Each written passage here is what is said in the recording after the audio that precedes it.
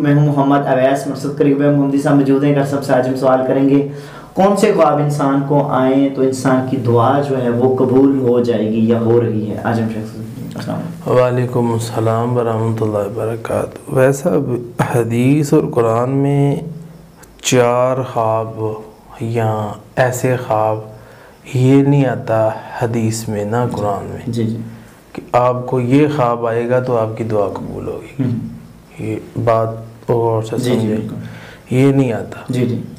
تو عموماً ہم تھم نیل پر بھی لکھ دیتے ہیں کہ آپ کو یہ 4 خواب آئیں تو آپ کی دعا قبول، نہیں، حدیث میں نہیں ہے نہ قرآن میں اس کا ذکر ہے۔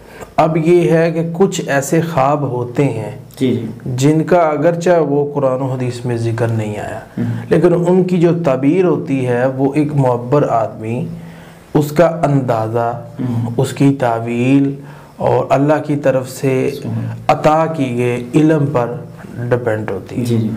اب خواب آیا ہے بندے کو، خواب میں اس نے محمد صلی اللہ علیہ وسلم کو دیکھا، اس کا مطلب ہے کہ اللہ اس کی دعا کو قبول فرما لے گا۔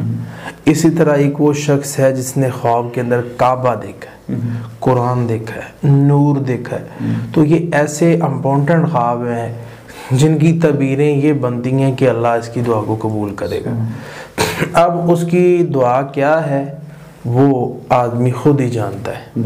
تو میں اس کی مثالیں، میں نے بہت زیادہ اس کے اوپر پروگرام کر دیے ہیں کہ اگر یہ آئے تو یہ ہوگا، یہ آئے گا تو اس کی یہ وش تھی، یہ دعا تھی، یہ قبول ہوگی۔ اس طرح اب یہ ہے کہ خواب کے اندر سرسبز باغ دیکھنا، نہریں دیکھنا اور اس کے ساتھ ساتھ جنت دیکھنا، اس کی تعبیر ہوتی ہے کہ اللہ تعالیٰ اس کو جو ہے وہ اس کی دعا قبول فرما لے گا۔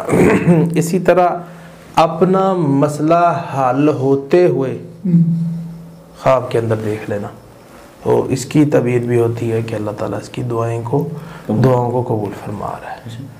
تو یہ ہے خواب۔